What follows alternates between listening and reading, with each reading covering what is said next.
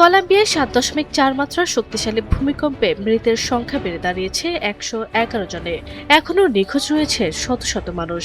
দেশটির কর্মকর্তারা বলছেন, চলতি শতাব্দীতে কলম্বিয়ায় আঘাত হানা সবচেয়ে শক্তিশালী ভূমিকম্প এটি।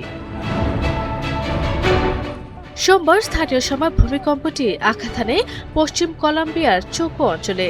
মার্কিন ভূতাত্ত্বিক জরিপ সংস্থা ইউএসজিএস এর তথ্য অনুযায়ী ভূমিকম্পটির উৎপত্তিস্থল ছিল রাজধানীর বোগোটা থেকে প্রায় ৪০০ কিলোমিটার পশ্চিমে সান হোসে দেল পালমারে। ভূপৃষ্ঠের প্রায় ১০৭ কিলোমিটার গভীর ছিল এর কেন্দ্র। ভূমিকম্পের পর কয়েক ঘন্টায় অন্তত ২১টি আফটারশক অনুভূত হয়। শক্তিশালী এই কম্পনে কালি, পেরেইরা, কুইবদো ও মানিজালেস সহ পশ্চিম অঞ্চলের বিভিন্ন শহরে ব্যাপক ক্ষয়ক্ষতি হয়েছে। প্রতিবেশী ইকুয়েডর ও পানামাতেও অনুভূত হয়েছে শক্তিশালী কম্পন। দেশটির তৃতীয় বৃহত্তম শহর কালিতে অন্তত ২০টি ভবন ধসে পড়েছে। ক্ষতিগ্রস্ত হয়েছে আরও প্রায় ৩৮০টি ভবন। ধ্বংসস্তূপের নিচে বহু মানুষ আটকা পড়েছে বলে আশঙ্কা করা হচ্ছে। পেরেইরা শহরে ব্যাপক ক্ষয়ক্ষতির খবর পাওয়া গেছে। স্থানীয় গণমাধ্যমে প্রকাশিত ছবি ও ভিডিওতে দেখা গেছে বিমানবন্দরের ছাদের একটি অংশ যাত্রীদের উপর ধসে পড়েছে। ধসে পড়েছে ৪ তলার একটি ভবনও। ভূমিকম্পের পর দেশজুড়ে জাতীয় জরুরি অবস্থা ঘোষণা করেছে কলম্বিয়া সরকার। প্রেসিডেন্ট আবেলার্দো দে লা এসপ্রিয়েলা জানিয়েছে, ধ্বংসস্তূপের নিচে আটকে পড়াদের উদ্ধার করাই সরকারের সর্বোচ্চ অগ্রাধিকার।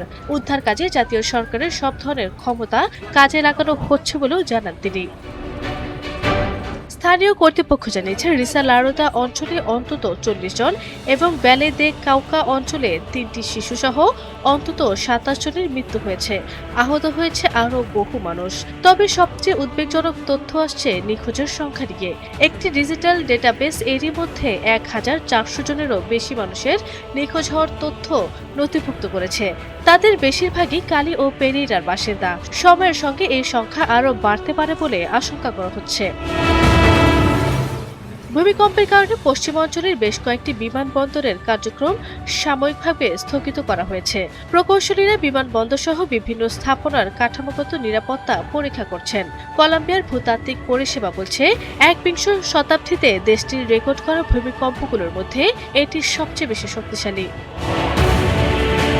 ভূকম্পবিদদের মতো ভূমিকম্পটির উৎপত্তি ছিল তুলনামূলক গভীরে, কিন্তু এর শক্তিশালী মাত্রা, স্থলভাগের নিচে অবস্থান এবং ভূমিকম্পের ধরন জনবহুল এলাকাগুলোতে ক্ষয়ক্ষতি বাড়িয়ে দিয়েছে।